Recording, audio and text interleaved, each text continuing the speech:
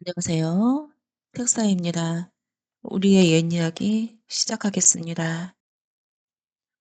동판서 시님, 호는 한쪽 땅이니 숙종 때 사람이다. 일찍이 사람 보는 능력이 있었다. 외아들을 잃고 유복인 딸만 있었다.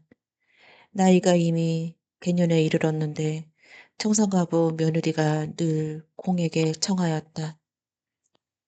이 딸아이 신랑감은 시아버님께서 반드시 친히 관성을 본 후 택하셔야 합니다.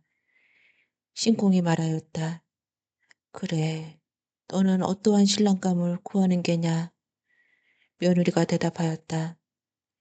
나이는 80에 이르도록 해로하고 주인은 큰 벼슬에 이르고 또 부유하고 사내 아이가 많으면 다행입니다.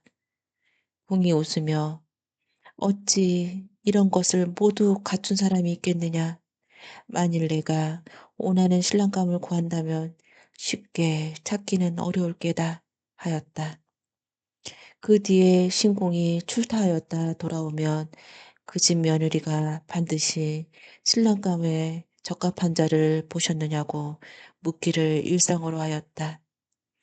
하루는 신공이 우연히 장동을 지나갈 때였다. 여러 아이들이 즐거워하며 놀고 있었다. 그 무리들 중 한 아이가 나이는 12서너 살쯤 되어 보이고 쑥대머리에 중말을 타고 좌우로 깡충깡충 뛰는 자가 있었다. 공이 교자를 멈추고 그 아이를 한참 바라보았다. 옷차림은 몸을 가리지 못하였으나 하고해고의 골격이 비범하였다. 이에 복종을 명하여 불러오게 하니 머리를 흔들며 응하지 않았다. 그래 공이 여러 종에게 붙잡아 오게 하니 그 아이가 목 놓아 슬피 우며 말을 하였다. 누구 허락을 받은 관원이기에 갑자기 나를 붙잡아 가는 것이냐. 여러 종들이 교자 앞으로 잡아오니 공이 물었다. 내 문벌이 어떠한 가문이냐. 아이가 대답하였다. 제 문벌을 물어 장차 무얼 하려 하십니까? 저는 양반의 후예입니다.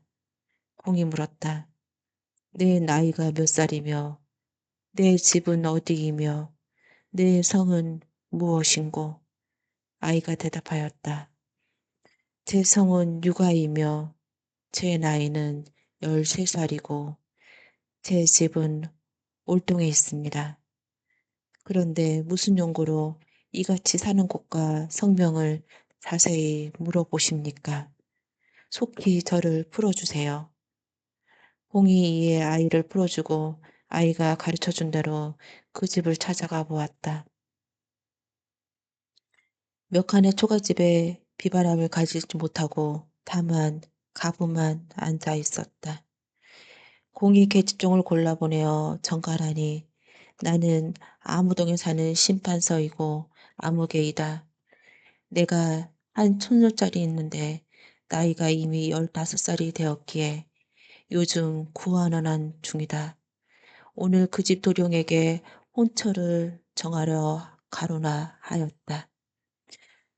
그리고 인하여 하인들에게는 집에 돌아가서는 이 일을 발설하지 못하게 하였다. 다른 곳으로 갔다가 날이 저물어 집에 돌아가니 며느리가 또 신랑감을 찾으셨냐고 물었다. 공이 웃으며 말하였다. 그래, 오늘에야 비로소 찾았노라. 며느리가 기뻐하며 물었다. 네 집 아들이며 어느 곳에 사시는지요? 공이 말하였다. 지금 미리 그 집을 있는 곳까지 알 필요는 없다. 훗날 마땅히 알게 되리라. 근데 말하지 않았다.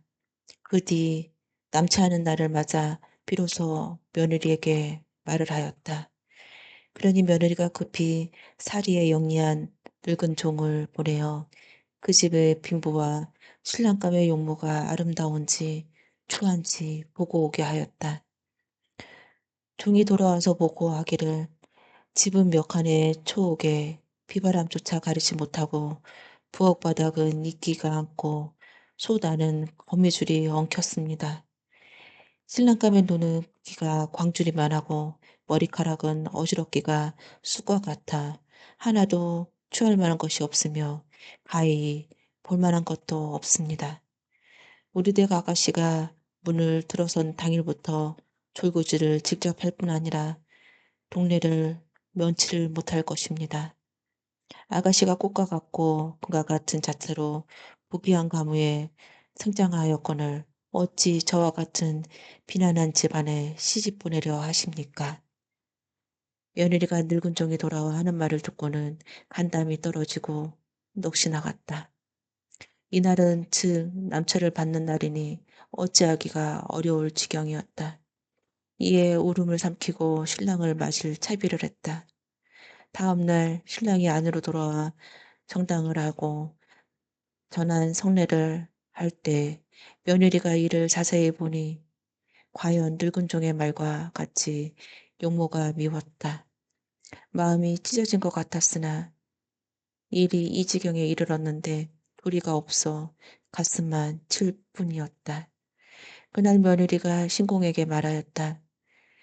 시아버님께서는 현아의 극히 아름다운 사내를 얻어오실 줄 알았는데 저와 같이 의탁할 곳이 없는 남노한 거지에 용모도 아름답지 못한 자를 택하셨는지요.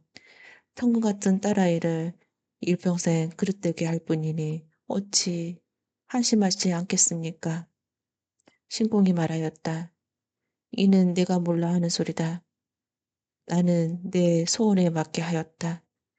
이 아이가 지금 비록 빈천하나 훗날 복록이 무궁하고 수부 다남자 하여 오복을 갖춘 상인이 내 생전에 이를 보게 되리라.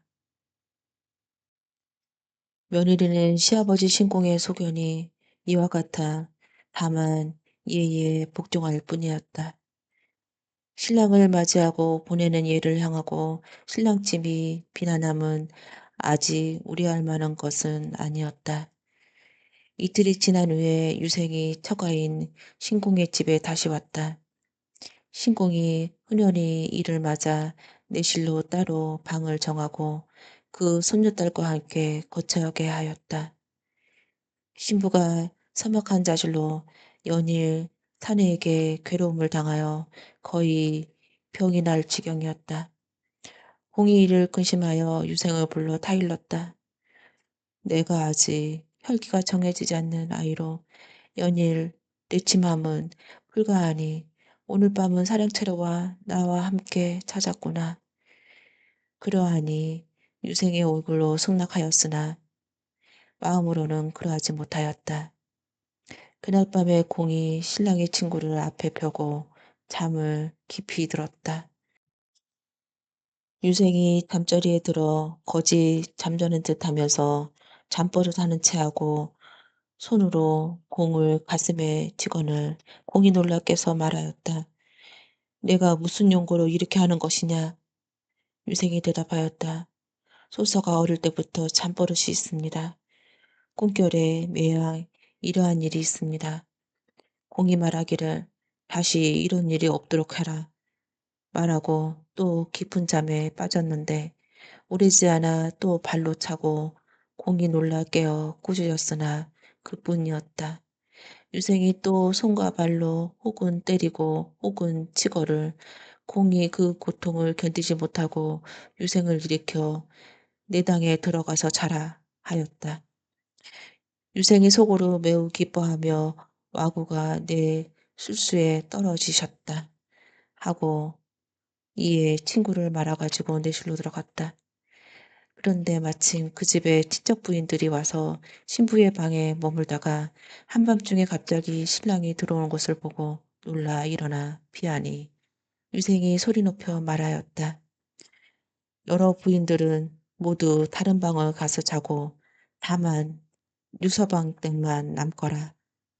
이러니 여러 부인들이 일변 황망하여 일변 입을 막고 웃음을 참기를 그치지 못하였다. 오래지 않아 신공이 해변 안철사가 되어 장차 내행을 거느리고 부임할 때였다. 유생으로 하여금 함께 오게 하니 며느리가 가나였다. 새신랑은 아직 함께 가는 것이 불가하오니 몇 개월간 경성에 머물게 하여 딸아이를 잠시 휴양케 함을 좋을 듯합니다. 공이 이를 허락하지 않고 손녀 또한 원하지 않아 이에 유생도 함께 데리고 갔다. 먹을 치상할 때 공이 유생을 불러 물었다. 내가 먹을 갖고 싶으냐? 유생이 대답하였다. 네, 아주 좋아합니다. 신공이 유생으로 하여금 마음대로 선택하게 하였다. 유생이 직접 택하기를 큰 것 100동을 따로 두었다. 해당 가명 비장을 전달하였다. 만일 이와 같이 하면 골병에 염려가 있을까 싶습니다. 신공이 비장으로 하여금 급급히 장부를 다시 고쳐 만들게 하였다. 유생은 책방에 돌아가 이를 종에게 나눠주고 하나도 남겨두지 않았다고 한다. 유생은 곧 상고문으로 지내 육척기이니 호는 수제요 시호는 문익이었다. 숙종 가보년 1714년에 과거에 급제하여 한림, 부제약, 이량주사를 영립하고 용조 기민년 1739년에 제상이 되었으니 이때 나이가 49세였다. 그때 외고가 살아 있었으니 비로소 시아버지 신공의 사람 보낸 능력이 감복하였다. 그 뒤 유상국은 영의정 벼슬을 사직하였고 기사에 들어가 70세에 천수에 마치고 죽었다. 4명의 아들을 두었으니 또 집이 부요하여 일일이 신공의 말과 똑같았다.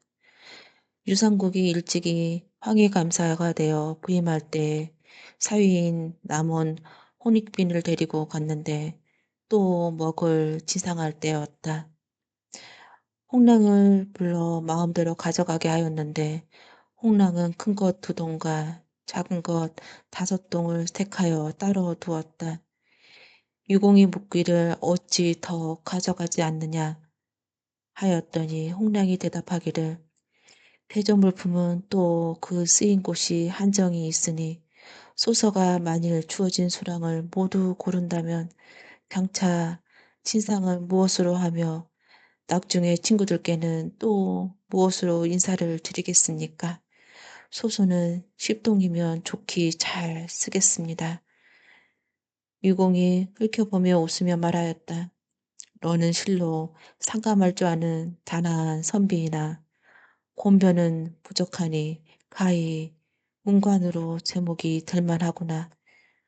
고질대간 그릇이 아니라 하더니 과연 그 말과 같이 후에 부사로 삼을 마쳤다.